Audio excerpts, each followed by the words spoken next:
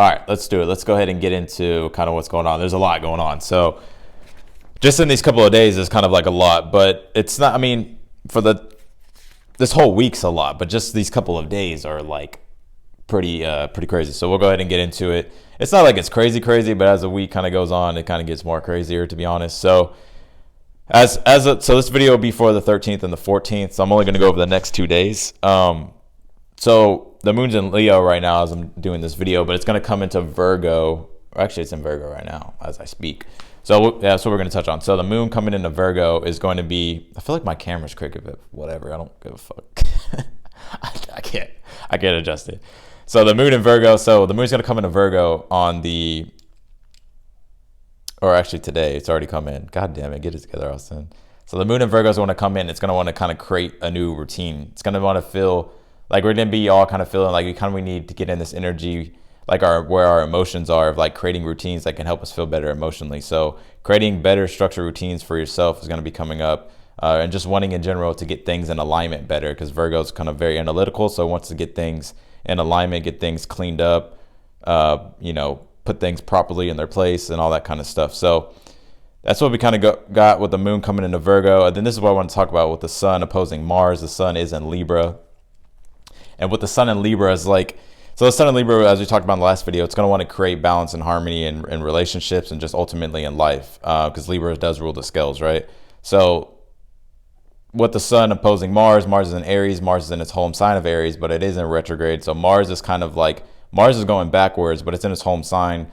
So the shadow side of Mars, it can be more like a frustrating type of energy, because like Mars, like Aries rules self. So Mars being in Aries is like kind of frustration within ourselves, because it's almost like we want to go out and we want to go after what it is that we want to take action on what it is that we want and be confident and go after it, but it's going retrograde. So it's like, fuck, it's like I have to kind of figure things out. I have to relook at things like, well, why am I not moving forward? And with the opposition, with the sun and Mars, it's like challenging, because it's a challenging aspect. They're opposed to each other.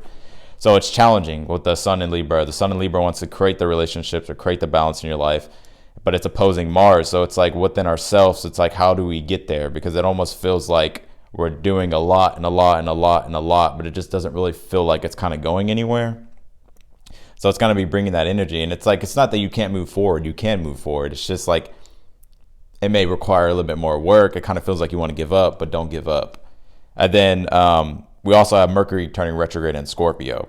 So Mercury in retrograde, everybody knows kind of what Mercury retrograde is. It's kind of like where Mercury starts to go backwards. This is where communication problems happen. This is where we have to kind of rethink, relook at, reanalyze, get answers to things that we already thought we knew, or find understandings to things that we already thought we understood. So with it going backwards and retrograde in Scorpio, it's like, I got to really look deeply about what it is that I need to look at and understand and figure out and kind of relook at.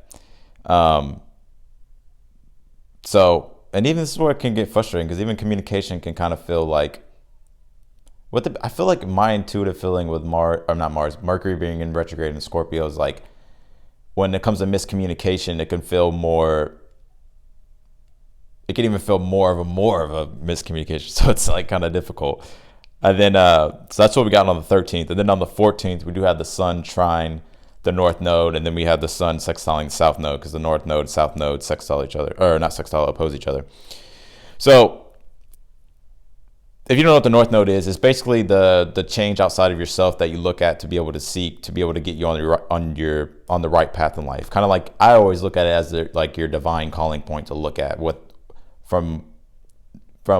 so the things you already know within yourself, but being able to be open and go out and be curious to get the information outside of yourself. And speaking of curious, like Gemini, so the north node's in Gemini, the south node is in Sag. South node just kind of like, it's like the nodes are like the forces of change. So it's like the south node is like, it's like kind of like these feelings you have within yourself that you kind of know like where things kind of need to change, or where you can kind of get better. And you look to the north node to be able to be open and curious and go out and figure out those changes, look for those changes. And so when it comes to the north node being in Gemini, Gemini rules duality. So Gemini is going to want to look at both sides. It's going to want to look at all the answers, right? It's going to want to be open to everything. So within ourselves, we kind of have to look at what the sun, especially with the sextile and the trine here. It's like with the sun, when it comes to creating the balance and the peace in our relationships or in our life, we have to be willing to, it's going to bring a good aspect. So it's going to be bringing this energy of like kind of starting to feel like we can kind of finally understand within ourselves, and then being able to look out and be able to be open to newer things, be open to get newer information, or be open to try newer things or look at different things. So that way we can kind of make the change that we want in our life with the sun and the nodes. And so, and on the 14th, the moon's going to come out of Virgo late at night. It's going to go into Libra. So the moon in Virgo was just there wanting to kind of clean shit up, get a better routine going, get things structured and ordered. And now it's going to be coming into Libra, to where it's going to want to create balance where we think is off emotionally. So it's going to be bringing up relationships too. We have the sun in Libra that deals with relationships.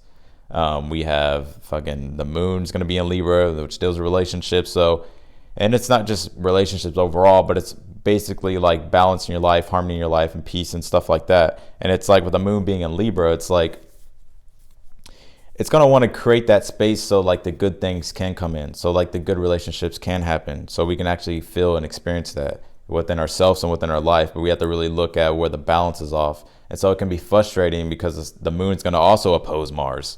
So it's like, it just kind of feels like it's such a fucking challenge. But don't give up, like keep going. You got to keep going forward.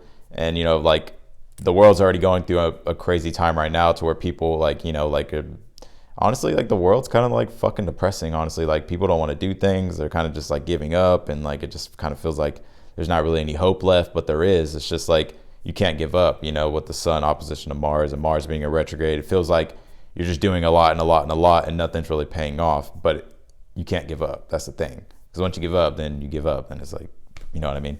So that's what I wanted to kind of bring to you guys today.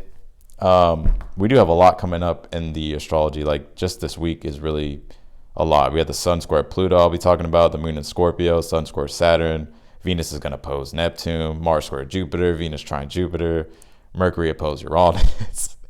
There's fucking a lot.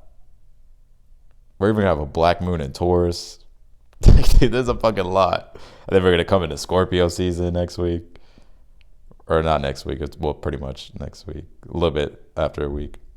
So that's all I want to come on here and say. I appreciate all of you guys. Thanks for all the positive feedback that you left on the last video.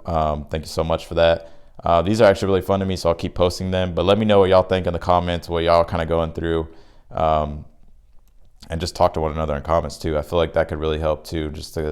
I really want to build like a community on here. Like, yeah, it is tarot, but we can also, like, I feel like there's so many aspects with just whether you want to call it spirituality or, you know, just like, you know, just being more open-minded and just like, you know, just like having conversations. And so let me know what y'all think in the comments, and I appreciate you guys so much. I will talk to y'all all in the next video. I'm gonna be doing some reads. I was gonna do reads today. It's actually late at night. What time is it?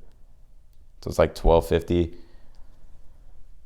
I was gonna do some reads today, but I couldn't really do them. So I did the video tonight because I felt guided to do it. And so I'll be doing as you see this video, the reads will be up probably. It'll be up in the afternoon at night, or sometime maybe after 2 or 3. But otherwise than that, thank you guys so much. I love y'all so much, and I'll talk to y'all in the next one. See y'all later.